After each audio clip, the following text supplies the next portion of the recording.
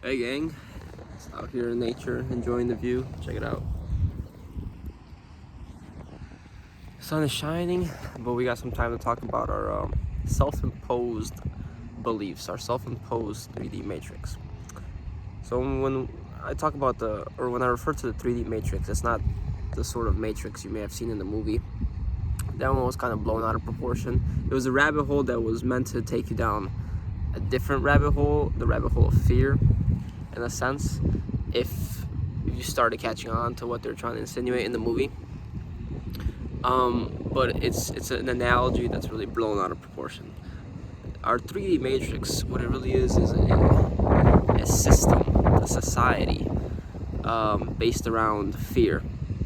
It's designed to, kind of like it said in that movie, it's extract your energy. You're not literally in a pod, but your body is kind of that pod, and it's constantly giving out forms of energy, right? So based on what you focus on. So the only traps that really exist in this 3D world are those that are self-imposed, right? The self-imposed prison that we have the key to. Okay, that is created from our own mental activity. Okay, so when you have a desire, your first thought that may come up about that desire is your belief about that desire. So let's give an example.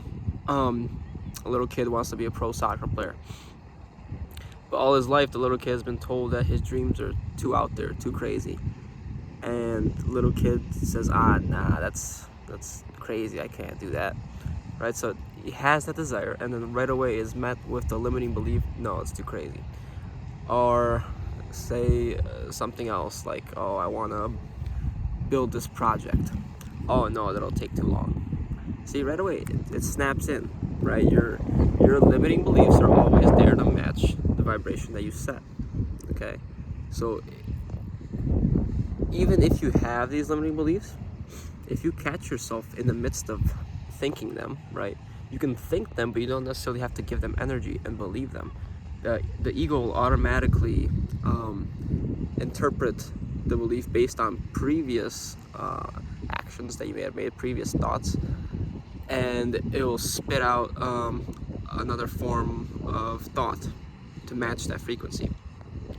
But the moment you start unlocking the matrix of your mind with your own keys is the moment you start changing the beliefs, and you start walking around more fearlessly saying, oh, I could have any desire right now that doesn't hurt any other people, of course, and I could achieve it because I am a powerful co-creator with God. I am truly in possession of all the tools to attain whatever I may want, to create whatever I may want. I am a powerful creator, right? So I was watching this very interesting video. I was talking about the Tesseract, and the Tesseract is a cube superimposed on another cube. Okay, so that creates the 4D element of that matrix. Some people simulate it to time, but what it really is a deeper version of the 3D, right? So you have the cube, and then you go deeper and deeper and deeper until it becomes what they worship, which is a black cube. The black cube insinuates complete darkness and a void, basically, an oblivion of limiting beliefs, self-created by your own mental matrix. So once you get that far down into those, it's pretty hard to work your way out of your own mental constructs, because you don't know what to believe anymore. You don't know what's real. You don't know which beliefs are yours, which beliefs are someone else's. And society constantly creates these boxes for us to fit in, right? For boxes to stick our head in, labels, limiting beliefs, or whether we're doctors or engineers, or, you know, oh, I'm a janitor, I can't do something like that, I can't do math. That's beyond my limiting beliefs. I can't do such a thing. I'm stuck inside my own matrix of thoughts, right? And it's funny because Christ, the symbol we represent Christ is the cross, right? But it's another form of symbolism. The cross is an unfolded cube. Christ, what he did was he unfolded the mental activities of many through his wisdom, through his life. His enlightenment is basically the letting go of all these mental labels we put on each other and ourselves, these self-imposed limiting beliefs about ourselves. That is really what the cross is. And it was ironic that they hung him on the cross. So that is the true enlightenment, really. It's the idea that you're not an idea, right? It's coming to the realization that you don't need to self-define or self-actualize or do anything regarding the self. What you are already is perfectly enough. And you can become whatever label you may choose to be, as long as you don't completely set your whole identity onto that, your whole sense of self, your whole awareness onto that. You don't attribute your awareness to that specific label, right? If I'm a doctor, I don't need to completely identify as a doctor. I can be whoever else I want to be. Just because I'm a doctor doesn't mean I have to limit myself from doing certain things, right? That's the game of life that we play. We have all these different forms of avatars that we may choose to identify as, but some of us are so conditioned that we limit ourselves to only one, or we limit ourselves to only one type of personality. You can literally be whoever you want to be, right? Just because some people know you some way doesn't mean that everyone has to know you a certain way.